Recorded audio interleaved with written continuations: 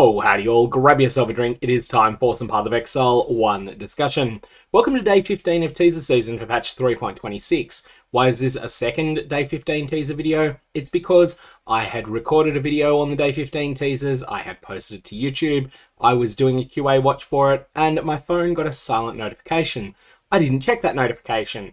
I then flicked the video live, and then all of a sudden I saw what that notification was. It was Grundy Games announcing that they'd made a whole bunch of additional changes to the patch notes. So, welcome to day 15, part 2. This is the changes to the patch notes that took place right at the end of the New Zealand working day. This is going to be broken down into 3 primary components. Firstly, there's some miscellaneous changes to existing patch notes. Secondly, there are Scarab Changes. These are a mixture of nerfs and buffs unless your name is Fubgun. In that case, these are all nerfs targeting you. And then the third section is a series of very, very large buffs that are taking place to a number of unique items. More on that one later, because there's some quite interesting things in there. Some of them will miss the mark, some of them will hit it, but there are definitely going to be some unique items that will see more interest as a result of these changes. Anyway, let's start with the miscellaneous section, and we want to start with the Shaper of Winter changes. Shaper of Winter is getting overhauled quite substantially, but the actual wording of this in the patch notes is extremely difficult to parse. What I would rather the patch notes said is, this is what Shaper of Winter used to do, this is what it does in 3.26. Instead, for each line of text that's on it currently, they either ignore it if it's unchanged, or they mention that they're removing it. And then they say, okay, we're adding on all of this extra text as well. The key change from the first incarnation of the patch notes, though, is that this line, or your chills can reduce action speed by up to a maximum of 40%. This was going to be removed from Shaper of Winter. Instead, it is not being removed. What that means is it is just simply not written in the second new section of the patch notes. So 3.25 status quo, your chills can reduce action speed by a maximum of 40%. 3.26, what's actually going to go live, your chills can reduce action speed by up to a maximum of 40%. There was this brief period in between for the last 3 days where that line was going to go away. So that component of this change is a buff. Then there is a nerf. A patch note change was going to cause chill to have an effect reasonably similar to shock. That is not going to be added. So all in all, what's happening? 3.26's incarnation of Shaper of Winter is more defensive than what was teased 3 days ago. It is less offensive than what was teased 3 days ago. Is it better? Is it worse? I don't expect players will agree on this. Some people will say that they rathered what the patch notes read 3 days ago. Some people will prefer what they read now. All in all, I think it's a bit of a wash between the two. So that is the section that's talking about the Shaper of Winter Ascendancy notable that is on the Elementalist. The second miscellaneous change is a much simpler one, and that is the divination card Avian Pursuit. With memory lines being removed as items that can exist in-game or can drop from monsters, the divination card that turns in for a harvest theme memory was no longer going to be able to stay in the game, but the person that commissioned it has requested a change to it, and that is that now it will provide 1,500 Vivid Life Force. Those of you who have a bit of an interest in Harvest divination card gambling might recognize what that number is from.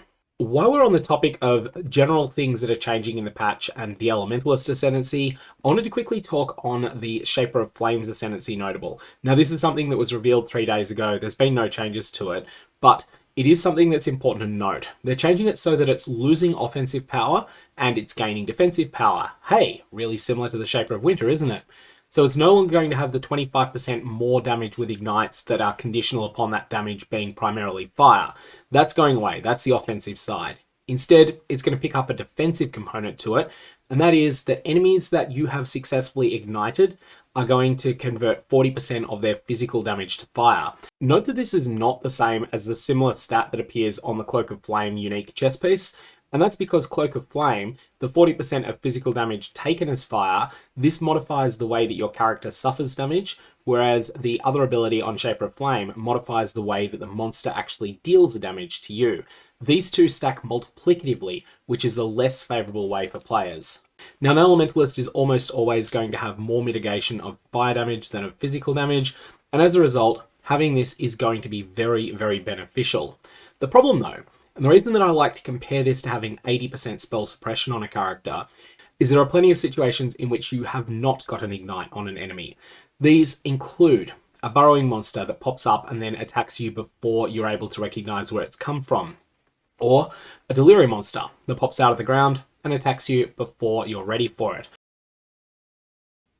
Or a boss that has immunity phases, such as Shikari, that can deal damage to you in the periods when it's immortal. All of these are some of the examples in which you will get hit by this. And the most common situation where you're going to take physical damage from an enemy and it won't have already been ignited is when an enemy with significant range on you decides to fire an arrow at you. This is frequently going to be primarily physical, and that monster is often not going to be ignited the first couple of times it gets an arrow at you. In short, there's a powerful defensive layer most of the time, but it's one that's got holes in it, much like 80% spell suppression. Should you take it? Probably yes. Is it going to solve all your problems? Probably no. But it is still something that can help shield your character from some of the worst of the damage that's in the game. And of course, the old incarnation of Shaper of Flames, if you did prefer that, it's not still going to be around as an option. Now let's jump on to the question of Scarab Changes. I think that the Scarab Changes are probably one of the biggest things in the patch notes overall. Even though these changes are relatively small, there's going to be a number of things here that change the juicing meta at endgame. Now when you change the juicing meta, you also change what builds are good. And so for a number of people, this is going to be an important thing to get your head around before you decide upon a league starter for the new patch. So let's start with the Strongbox nerf. Strongbox Scarabs are now going to add 3 Strongboxes instead of 5. They're still going to be very, very good Scarabs. Beyond Scarab of Hemophilia now causes Beyond portals in area to have 50% increased merging radius. This is a buff from 30%. This is one of those things where something is being buffed from D- tier to D tier. This is going to be a negligible change for most players. And next we have the one that I was most expecting to see. Apparition Shrine buffs from the Domination Scarab of Apparitions now have a significantly lower chance for players to drop influenced items. You might have noticed that if you did an entire set of the Elder Slayers, so you kill Baran, you kill Veritania, you kill Alhesman, you kill Drox, you then go and kill all 4 of them in the Maven's Invitation Arena, and then after that you go and kill Cirrus. And the total number of influenced items you get from doing that entire rotation might have been about 18. Then you went and popped in one of these Domination Scarabs of Apparitions into your map device, and you likely had 120 of these influenced items drop. This Scarab was causing items that were Elder Slayer influenced to drop out of all proportion to the amount of them that would normally exist otherwise. And as a result, it was making some other content feel really unrewarding. Because why run the Elder Slayers 25 times when you get the same iconic loot by literally running 1 or 2 tier 16 maps that have the Domination Scarabs of Apparitions on them, especially if those maps were fairly juiced otherwise. So, these are getting nerfed. Honestly, even if they are nerfed by 90%, I still think they're going to be the dominant source of Elder Slayer influenced items in the game until Granny Gear Games eventually get around to reworking the way that these shrines work entirely. Breach Scarab of Resonant Cascades now grants Breach monsters 50% more increased reward for each breach already opened. There is this concept of increased rewards that players don't really understand. This is present on a number of Scarabs. There's Breach Scarab of Resonant Cascade, there's Abyss Scarab of Profound Depth, there's a number of other ones that have this exact wording on them. Now my intuition for what it does, and I have not proven this, but my intuition from playing around with it a bit is that it causes rarer types of items, so entire categories of items that are rare, to drop more frequently. So for instance, one of the most common categories of items that you can get in the game is chest armor, another is weapons. These categories will appear less frequently, and some of the more esoteric things, like heist blueprints and sanctum tomes, they will start to appear more. However, this is only speculation, this is not proven. This is just based on my personal experience from running a lot of Abyss Scarab of Profound Depths last league, where I found that I was getting a lot more Sanctum Tomes than I was expecting. This is going to be one of those things that really requires a lot of testing to find out whether it's any use or not. I am going to completely withhold judgment on this Scarab. Fair warning, all of these Scarabs that have this increased reward terminology on them, they're all quite rare. There are 5 different rarity categories for Scarabs. There is the only Scarab that's extreme rarity is Horn Scarab of Preservation. Then something like 10 times as common as those is the Mythic Scarabs. This includes most of the ones that tend to be pretty expensive during a trade league. Horn Scarab of Glittering, Horn Scarab of Awakening, but also a number of the things like Breach Scarab of Resonant Cascades, or Essence Scarab of Calcification. These Mythic Scarabs tend to have a fairly big impact on the map that you put them in. Whether that impact is good or bad depends on the Scarab itself, also depends on what you're doing with it. But they're high rarity because they feel impactful. Then there are 3 rarity tiers that are more common than this. There's the rare category, which seems to be 10 times as common as the mythics. Then there's the uncommon and common categories, which seem to be 2 and 3 times respectively as common as the rares. An example of a rare scarab, Cartography Scarab of Corruption. Example of an uncommon scarab, Domination Scarab of Apparitions. And an example of a common scarab is the classic Ambush Scarab. The reason for raising all of that is to say that you're not going to get a very large amount of Breach Scarab of Resonant Cascades to play around with unless you're actively trading for these things. And also, Granny Gear Games made them mythic because they think they're good, even if the player base doesn't currently agree. Speaking of scarabs that I think are mythic rarity, Breach Scarab of Snares was extremely good last league, and it is getting nerfed quite substantially. However, it will still be good. This is the one that causes a lot of additional clasped hands to show up in every single breach in your map. Now we have the biggest single buff of them all, Cartography Scarab of Risk. Using one of these is now as good as using 2 of them used to be. So this is the scarab that adds an additional random map modifier. Most builds cannot handle this because most builds tend to be allergic to 1 or 2 different map modifiers, and if you end up popping 1 or 2 of those onto a map with Cartography Scarab of Risk, you end up having a really bad day. But if you can scale a huge amount of map modifier effect on your maps, this can then allow you, in conjunction with an 8 mod map, to get an 18 mod map in the end. Now I do want to point out that these additional modifiers that are added by this, they're not actually considered explicit modifiers that are on the map. So all that map modifier effect you've been scaling will not actually scale these new modifiers. And so you'll still be at 4, 5, 6 or 7% pack size for each additional modifier that's added. That said, it is still a really substantial increase because this is being added some percentage of pack size, some percentage of quantity, and some percentage of rarity. There's sort of a triple dipping effect that's going on there, and Cartography Scarab of Risk was already really good. It is probably the single best non-mythic rarity gold scarab in the game. If you just want to get more gold, Cartography Scarab of Risk is crazy for it, but also just for generic loot. More Mage Bloods, more Headhunters, or more likely, more disappointing unique items. All in all, probably the single biggest buff to any of the scarabs that are changing in 3.26. This one is going from already very good to absolutely and utterly outstanding. The other scarab that's getting a huge buff, but this time I think this is just taking a bad scarab into playable range, is Divination Scarab of Plenty. Warning, warning, warning. The monsters that this adds to your map are dangerous. Divination Scarab of Plenty used to add 3 packs of Divination touched magic monsters. These magic monsters would be able to drop Divination cards. So they could always drop Divination cards, everything can, but they would have much more chance of dropping Divination cards than ordinary monsters. The reason I say warning, warning, warning though, is that these monsters have an unusually dangerous combination of attacks that ends up meaning that they're some of the rippiest things you will encounter. I honestly feel that these are more dangerous than any of the tier 17 exclusive packs, so keep that one in mind. They're very beatable, but they are also very, very deadly. Will this bring back Divination card farming? I don't know. I think it might be enough, but I'm not absolutely certain. It's worth noting also that the Divination touched effect is going to be more powerful than it used to be. It's going to be 1,000% more Divination cards instead of 800%. So essentially, this thing is being roughly tripled in the amount of Divination cards it's going to grant you. Next, we have the Domination Scarab of Evolution. This thing is doubling. What this thing does is it sometimes causes monsters that have died to come back, and I believe they always come back upgraded 1 rarity tier. So normal monsters have a chance to die and then come back as a magic monster. Magic monsters a chance to die and come back as a rare monster. I don't think it can do anything with rare monsters, but I haven't really explored this all that much in depth.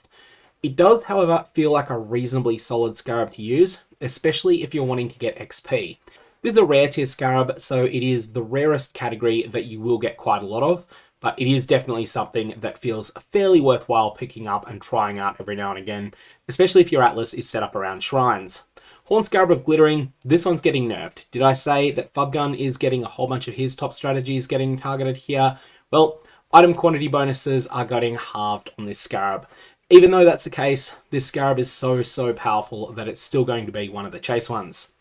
Expedition Scarab of Risk Powder now has 50% increased explosives rather than 20%. Most people who are doing anything related to Expedition are using the Big Boom.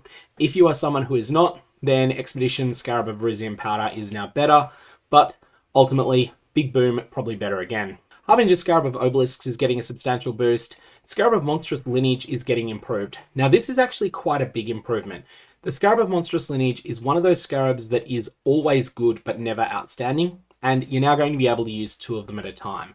There will definitely be some strategies that pop up with this, but I think the main appeal here is just generic juice.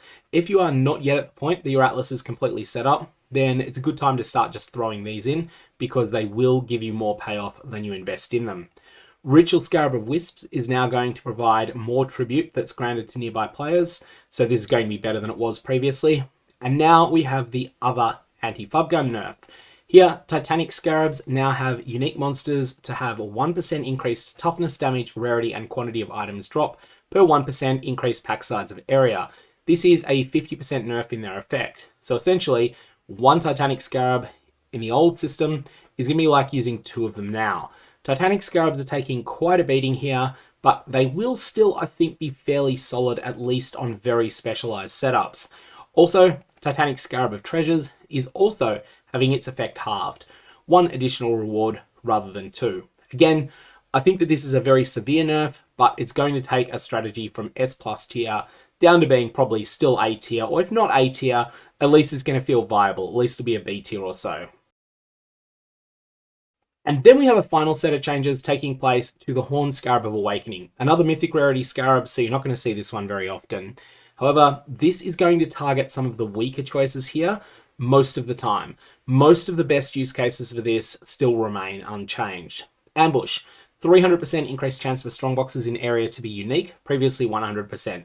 Ultimately, I don't think this is useful except in really, really weird circumstances. Definitely not something for Trade League, but in solo self-found, if you're tracing one of the particular warband uniques, then this might be something you consider. Breaches, just going to get +3 instead of +2. Delirium monsters in area have more pack size than they used to have. Harbingers have 40% chance to be upgraded from a normal boss to a powerful Harbinger boss, which was previously 25%. Ritual, the chance to get altars with special rewards is being increased from 150 to 500%. Now, if you hit the Nameless altar, fantastic. You usually won't hit the Nameless altar though. And Torment is getting better, but I still don't think Torment is very good at the moment. Torment's one of those mechanics that really needs some of the PoE 2 loving it's got there. Well, that is all of the Scarab changes. Now let's have a look at some of the changes to unique weapons. And there's 1 or 2 things in here that aren't weapons, but they'll get mentioned as well as though they were weapons.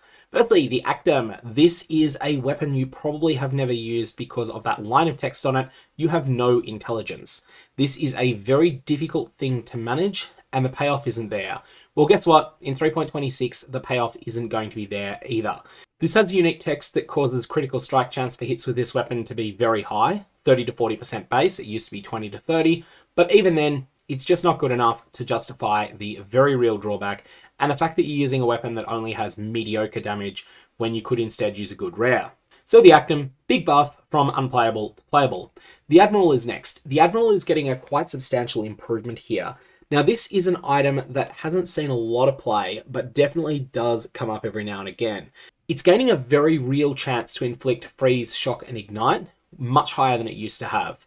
Also, there's some commentary about existing items being able to be updated with the Divine Orb. This only applies if you're someone that plays in permanent leagues like Standard, but it is something that's worth just reading on any particular unique item that you're considering using. And now we have 2 gloves that are very similar to each other, but very, very different. Allelopathy, I hope I'm pronouncing that right because I'm going to have to say it again. This now grants level 25 Blight instead of level 22. Otherwise, it's unchanged. Now, this one is neither here nor there because Blight is such a clunky skill, and it's also a skill that has a reasonably usable Vaal version, and as a result, you kind of don't want to have a non-gem based version of this skill because you'd probably want to use the Vaal version occasionally as well. So, Allelopathy getting buffed from trash tier to trash tier. However, Replica Allelopathy, this is getting a much better change. This is now going to go from level 22 to level 25 Wintertide brand. This is like picking up an entire extra support gem on it, and that support gem has to be Empower 4. Now, this is going to be really, really substantial on this item, and Replica Allelopathy has historically been a very common item out of Heist. If it remains as common as it's been in the past, then this is going to be something that will be really, really good to use on leveling secondary characters, or even something that you could play around with quite some time into endgame. Really like what they've done with this item here, and the reason that I'm talking this one up and not the previous one is a Wintertide brand is just a good skill. The Brain Rattler unique two-handed mace is getting a substantial chunk of extra damage added to it. So it's going from 270 to 320 to 360 to 430 on the top end.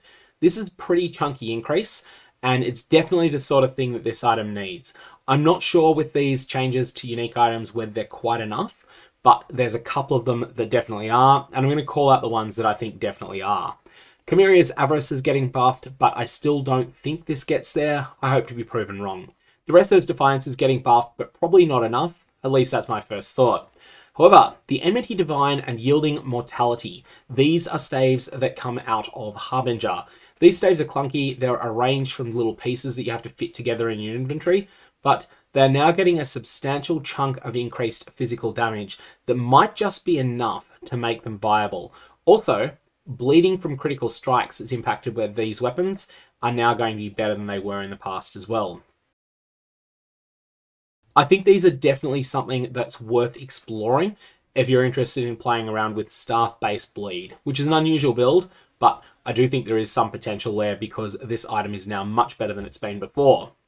Garb of the Ephemeral, this is something that's come from either Cortex or Uber Cortex, and it's getting quite a chunk better as well. Now, the Divinity buff is something that in theory you can have 50% uptime on. In practice, it's probably somewhere in the low 40%, the amount of uptime that you have on it. So let's just assume, for argument's sake, you had 40% uptime on it. Well, it was giving you 20% more elemental damage. It's now giving you 30% more elemental damage. That's a bit more substantial. One thing that's very important to note, though, the Garb of the Ephemeral is very difficult to fit on your character. You need to meet one of two very difficult goals in order to get there. Either you need to completely suppress the effect of attributes on your character through the use of the Supreme Ostentation Keystone that is Timeless Duel exclusive. So that means that you're giving up your Timeless Duel slot for it, and you're giving up a Keystone, and you're also sacrificing that you're getting no inherent bonuses from attributes, but then you don't need to worry about meeting attribute requirements at all. Or your alternative is stacking a massive amount of intelligence and strength on your character. Ultimately, either of these is going to come at a high opportunity cost, and that's why this item isn't used all that often. Also, do we mention 25% less elemental damage taken while you have Divinity as well? There's more payoff for playing around with this item, but it is still going to be very difficult to get there. Now we have the item I am most excited by, Grace of the Goddess. Grace of the Goddess is an Uber Maven drop, and not only is it an Uber Maven drop, it is the rarest Uber Maven drop. You think Progenesis is rare, you ain't seen nothing yet. Grace of the Goddess is much rarer than Progenesis, and might be 10 times as rare as Progenesis. However, the payoff on this thing is going to be amazing. 10 to 50% physical added as extra lightning, 10 to 50% of physical added as extra cold, 10 to 50% of physical added as extra fire damage. Certainly better than the stats look here, isn't it? Now, what I've done here is I've worked out the odds if you were to apply a Divine Orb directly to a Grace of the Goddess. Remember, this item is so rare that you're not going to be using the 3-for-1 recipe or any shenanigans like this. If you want to get a better roll on it, you either have to ID one that's unidentified or apply a Divine Orb to one that already exists. But if you do apply a Divine Orb, your odds of getting a minimum roll of 100, that's the physical added as fire, cold, and lightning mods all added together, getting at least 100 is about 1 in 3. Getting at least 110 is about 17%. Getting at least 120 is about 8%. Getting at least 130 is about 1 in 39. And getting at least 140 is extremely unlikely. So that's Grace of the Goddess. This item is much better than it's been in the past, and I think it's something that could be really exciting to use alongside Spellslinger. In particular, one thing I've got in mind potentially as a later in the league build is to play around with the new Guardian. The Guardian has a fair bit of support for Spellslinger in it now, or not really directly as Spellslinger support. There's a lot of things in there that synergize well with Spellslinger. Some sort of physical spell, maybe Exsanguinate, maybe Reap. Got to mess around with that, there's a number of options. And then taking advantage of the Guardian's absolutely spectacular mana reservation bonuses, and also the Guardian's ability to give you a pseudo-hatred, pseudo-wrath, and pseudo-anger all the time on your character. You would then be using a physical spell, but converting it into lightning somehow, and that would be the payload on your Spellslinger, and we'll have to see exactly how that goes. Currently, this is just one of those things that's a brainstorm idea, but it would definitely want to use Grace of the Goddess. People who own Legacy Facebreakers in Standard are in shambles because Facebreaker is now being buffed to be able to be as good as a Legacy version. So Facebreaker, when it first came out, was 800 to 1000%. It was then nerfed to 600 to 800%, and it is now being buffed to 600 to 1000%. This is the amount of more unarmed physical damage this item is going to provide. Existing items in Standard can even be updated using a Divine Orb. Now, I kind of feel actually that Facebreaker might be considerably rarer as a result of this change. This might be the case for a few of the other items in this list as well, but this one stood out as something that's going from not very good to potentially very, very, very good as a result of one change. So I wouldn't be shocked if Facebreaker ends up costing substantially more in Trade League than it does now. Conveniently, there's a little bit of a tool in the game for us to check this. In 3.25, the cost to trade for the Divination card for a 2 implicit corrupted Facebreaker is 275 gold on Faustus. I did a video some time ago about how players had cracked the entirety of the drop structure for Divination cards during last year as a result of Faustus's gold costs. And this means that Facebreaker, if they've decided to make the item rarer, they're going to make the card rarer as well. And that means that they will change it off 275 gold. It might end up being 400 gold, it might end up being 600 gold to trade for the 2 implicit corrupted Divination card. So keep an eye on that. That's something you can check as soon as the servers go up if you're interested by logging into Standard and then just seeing how much gold it would cost you to request Facebreaker from a trade counterparty. If it's 275, then there's a reasonable chance that Facebreaker is still the same rarity, and therefore you can go ahead and make your Facebreaker build. If it's decidedly more than 275, then the item might be much rarer. Now we have a couple of breach items that are getting buffed, and this is not a small buff. So 1 to 10 is an average of 5.5 lightning damage per 10 dexterity. This is getting buffed to 6.5. This is something like an 18% buff, and this is taking place to Hand of Thought and Motion, but also to Hand of Wisdom and Action. This is interesting because over in PathOfExile 2 land, Hand of Wisdom and Action was arguably the most broken item in 0.1.0, and it actually had to get a much more substantial in this nerf at the end of 0.1.0. In PathOfExile 1, we're going the other direction. Kaom Spirit was introduced in 3.19 Calandra League. It was really, really good for a period. It became so good that it felt like every build had to use it, and then it got nerfed, but it got probably over-nerfed. It went from the number 100 on it to the number 300, and that pretty much killed it. Well, now it's being halfway pulled back to 200, and that should make the item usable. So this is an item to consider on builds that could benefit from Rage. Kintsugi is getting slightly better numbers on its evasion rating, actually not really slightly, there's substantially better values on its evasion rating, but this is partly because there were all the changes that took place to various bases. So necrotic armor being added, not just necrotic armor, but all the other level 84 bases. Kintsugi didn't keep up with that, and this is a delayed attempt to help it keep up with all of those rare items that just got buffed miles past it. And then we have Mark of the Doubting Knight. This is really doubling down on its identity as a hard-hitting, but also very slow dagger, which is something that's a bit of an unusual type of combination of effects. It is going to have a bigger reduction to attack speed. So in general use cases, it's actually worse than it was before the patch because the other mods don't compensate for that. But in the single use case of Viper Strike of the Mamba, which is a build that might consider using this item, it is actually probably going to be a better overall package. And that's because the added critical strike chance is quite good early in gearing on such a setup. So probably better than it was in 3.25, but only for one specific build. Everyone else, it's worse for them, but they weren't using it anyway. Now there's a couple of bows that are getting buffs here. Null's Inclination is a very hard item to use, and I'm not exactly certain whether this is going to be impactful or not because I've never attempted to use it. Neuro's Harp is getting substantial buffs to the amount of damage that it does, but it's probably still not enough to make this into a good item.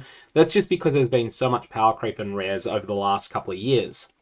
Omeyakan is getting doubled in the amount of additional evasion rating that it's granting. Good change, but this item is really hard to use. The payoff is better, but ultimately, I'm not sold for most builds. You know if you want to use this item. The Primordial Chain is getting some buffs, but probably is still generally not going to be used. But then we have an item that is getting some interesting changes. The Queen's Decree. This two-handed sword is getting substantial buffs to the number of minions you can have on it. Now, this is generally not a good item, but it is a really odd item. It's something that allows you to do things that you otherwise can't do, and as a result, I'm kind of happy to see it. I'm happy to see it get larger numbers on it. This is the sort of thing that most players will not put on their loot filter, but that someone will find a perfect use for. Spore Guard's numbers are roughly doubling. This is a good thing, but this item is extremely rare, so don't count on getting it. And then we have the most alliteration that you can fit into a single patch note. The Shield Shatter skill granted by the Shatter Shard unique shield. It now deals 100% more damage, at least for hits, but 40% less damage with ailments. The lingering buff granted by the skill is now 50% better than it was. This is a really intriguing one. Shield Shatter is something that only applies when you block, and it turns off your ability to block for a period, but it provides a really substantial retaliation immediately, and also makes your skills do a bunch of extra damage for a period, and that damage is flat physical. Unfortunately, I think this is just bringing it back to where it was in the past.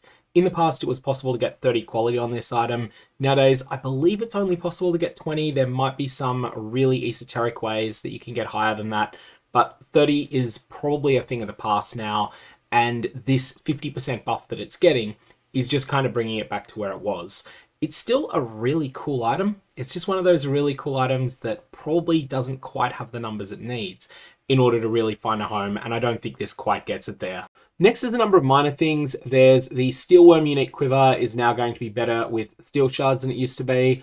Soul Taker is going to have a higher amount of increased attack speed. Now, while this is powerful, Soul Taker is primarily not used for its ability to just equip it as a weapon. It's a pretty good weapon, but it's something that, given how rare it is, you can probably get something that's better for the similar sort of price. It's primarily used in order to make Kingmaker, to feed that to an Animate Guardian, and I don't see that that situation is going to change very much, just with Soul Taker getting slightly better to directly equip. Soulwrest is now going to trigger level 25 Summoned Phantasms on Corpse Consumption, previously level 20. Now, the big deal here, though, is that your minions are going to gain even more physical damage on it. This is a lot. Soulwrest might actually be in a position where now it is a much more powerful item. It's been good at various points in the game's history, and it's something that just does something powerful. It does it well. Void Fletcher is next, and it is getting 100% more area damage rather than 25%. That is solely on the void shots that it fires, but that's the primary pool to use this item.